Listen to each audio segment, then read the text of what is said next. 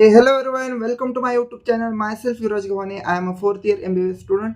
तो अभी 7 मार्च मतलब कल एनटीए ने अपना जो भी रजिस्ट्रेशन प्रोसेस था उसको बंद कर दिया है। देखो, बहुत सारे लोगों के कुछ दिक्कतों की वजह से ये जो रजिस्ट्रेशन है वो अधूरा रह गया है। बहुत सारे स्टूडेंट के मुझे मेल आए कि उनका रजिस्ट्रेशन प्रोसेस अटका हुआ है और जो रजिस्ट्रेशन विंडो है वो क्लोज हो गया है।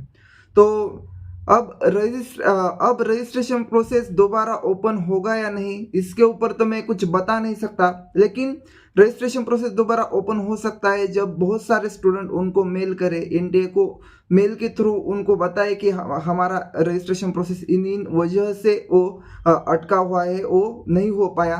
तो ऐसा अगर होगा, बहुत सारे स्टूडेंट ने उनको मेल किया, तभी वो हो सकता है कि रजिस्ट्रेशन विंडो दोबारा से ओपन कर सके।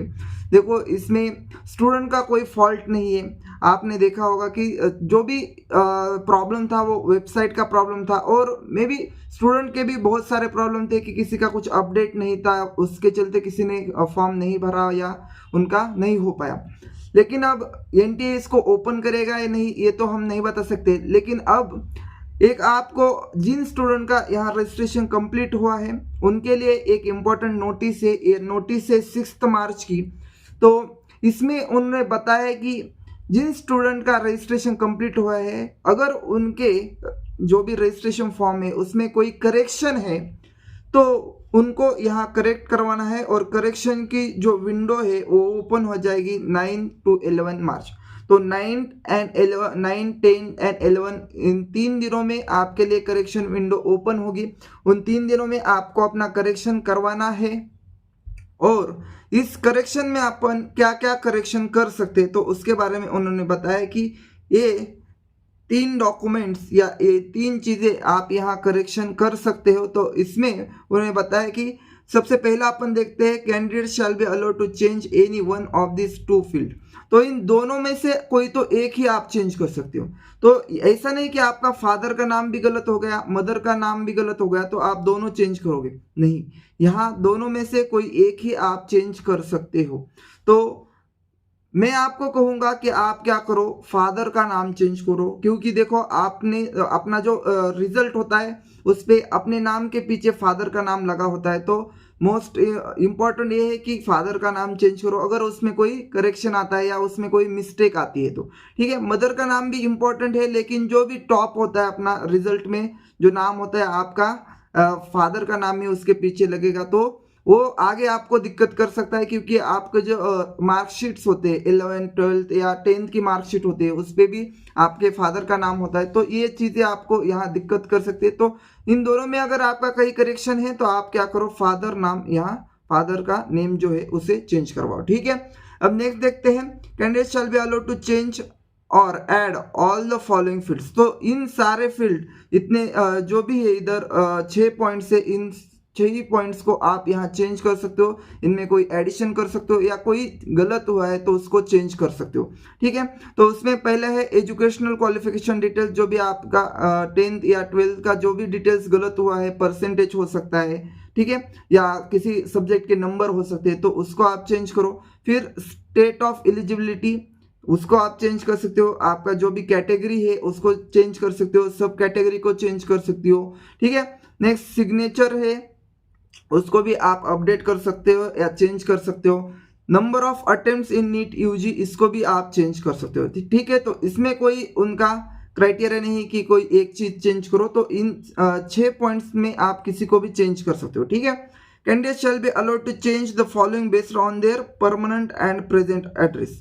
ठीक है, तो इन दो चीज को भी आप चेंज कर सकते हो। एग्जामिनेशन सिटी सिलेक्शन, ठीक है, तो सिटी आप तो एक ही काम करना कि जो भी सिटी है वो आप अपने पास वाला सिटी लेना, क्योंकि देखो एग्जाम के टाइम पे आप में बहुत ज़्यादा स्ट्रेस होता है। आप एक तो आपको पढ़ना होता है, फिर टाइम भी बचाना होता है। अगर आप कोई दूर का सिटी लोगे फिर वहाँ जाने में, फिर ट्रैवलिंग में और फिर वहाँ के इन्वायरमेंट में अडाप्ट होने में आपको टाइम लगेगा और उसके चलते आपका तबीयत और आपका जो भी हेल्थ है उसको भी प्रॉब्लम हो सकता है। ठीक है, आपकी नींद पूरी नहीं होगी ट्रैवलिंग में, तो ऐसे प्रॉब्लम आ सकते हैं। तो उसमें बेस्ट है कि जो भी एग्जामिनेशन सिटी है, अगर आपने कोई दूर का डाला है फिर उसको चेंज करवाओ और जो भी आप जहाँ रहते हो वहाँ का एग्जामिनेशन सिटी वहाँ डालो। ठीक है, नेक्स्ट मीडियम ऑफ एग्जामिनेशन, इसको भी चेंज कर सकते हो। तो बेस्ट ये है कि मैं तो कहता हूँ आपने जितने भी अपन पेपर्स देते हैं वो सभी इंग्लिश मीडियम में देते हैं, तो बेस्ट मीडियम है इंग्लिश मीडियम। तो अगर किसी ने गलती से कोई और डाल दिया है मराठी मीडियम या हिंदी मीडियम, तो वो आप चेंज करो, इंग्लिश मीडियम उसको करवाओ, क्योंकि इंग्लिश मीडियम में अपन पढ़ते हैं तो इंग्लिश मीडियम आपके लिए अंडरस्टैंडिंग में ईजी होता है। तो बेस्ट है इंग्लिश मीडियम आप यहाँ करवाओ। तो इन चीज़ों को आपको करेक्ट करना है। देखो ये जो सारे पॉइंट्स है बहुत इंपॉर्टेंट है, इसमें से कोई भी आप अगर गलत डालोगे तो फिर आपका जो है वो सारा वहाँ प्रॉब्लम क्रिएट होगा। क्योंकि देखो अगर आपने मीडियम में गलती कर दी, आपने तैयारी की है इंग्लिश मीडियम में और वहाँ गलती से आपने डाल दिया मराठी या हिंदी मीडियम या किसी और लैंग्वेज को डाल दिया, तो वहाँ आपका पूरा पेपर उस लैंग्वेज में आएगा। हालांकि ये प्रॉब्लम नहीं बन सकता, क्योंकि अगर आप हिंदी मीडियम भी डालते हो ना, फिर उसके नीचे इंग्लिश मीडियम आता ही है, इंग्लिश मीडियम कंपलसरी वहाँ आता है, तो इसमें कोई इतना प्रॉब्लम नहीं हो सकता। ठीक है, लेकिन सिटी सिलेक्शन इसमें भी प्रॉब्लम आ सकता है, क्योंकि यहाँ आपकी हेल्थ इंपॉर्टेंट है, नींद इंपॉर्टेंट है और आपको टाइम भी बचाना है, रिवीजन भी करना है। ठीक है, और बाकी जो चीज़ें हैं क्वालिफिकेशन डिटेल्स ये भी इंपॉर्टेंट है, क्योंकि ये मैच करनी चाहिए आपके जो सर्टिफिकेट्स होते हैं, मार्कशीट्स होते हैं, उनके ऊपर जो भी डिटेल्स है वो यहाँ मैच करनी इम्पोर्टेंट है। ठीक है, फिर ये नेम तो इम्पोर्टेंट ही है। बाकी एलिजिबिलिटी कैटेगरी, सब कैटेगरी ये भी इम्पोर्टेंट है। कैटेगरी में देखो जो ओपन कैटेगरी के स्टूडेंट है उन्होंने एससी बीसी का अगर सर्टिफिकेट है तो वो डाला है या नहीं, एससी बीसी वहाँ किया है नहीं। जो ओपन कैटेगरी स्टूडेंट थे जो जिनका कास्ट मराठा था, उन्होंने अब क्या किया है, ओबीसी में जो स्टूडेंट चले गए हैं तो उन्होंने अपना ओबीसी डाला या नहीं, ये भी एक बार जरूर चेक करना। ठीक है, ये सारी चीज़ें इंपॉर्टेंट है। ठीक है, तो इस वीडियो में मुझे इतना ही बताना था। ये सब चीज़ें आप 9 मार्च टू 11 मार्च इन 3 दिनों में कर सकते हो। तो ये डेट इम्पोर्टेंट है आपके लिए, तो इनको याद रखो। ठीक है, अगली नेक्स्ट अपडेट जैसे ही कोई अपडेट आती है तो मैं यहाँ आपको अपडेट कर दूंगा। तब तक के लिए अपने पूरे मन जी जान से आप पढ़ाई करो और डिस्ट्रैक्ट मत हो। ठीक है, मिलते हैं अगले वीडियो में। Thank you.